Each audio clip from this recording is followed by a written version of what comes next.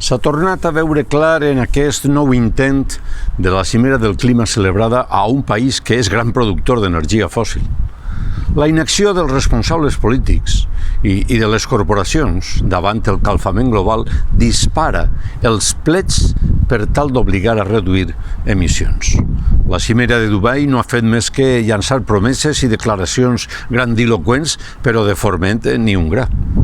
Assistim a una nova oportunitat perduda per poder deturar aquesta deriva tan perillosa per al conjunt de la humanitat. És veritat que no disposa de cap bola màgica per predir el futur, però amb aquesta cimera s'ha tornat a reproduir el mateix xoc, en aquest cas amb les cartes marcades. Una cosa tinc clara: com no actuem aviat, el futur se'ns planteja cru, molt cru. A partir d'ara, encendre llums a mansalva i a circular amb cotxes sense parar, i au!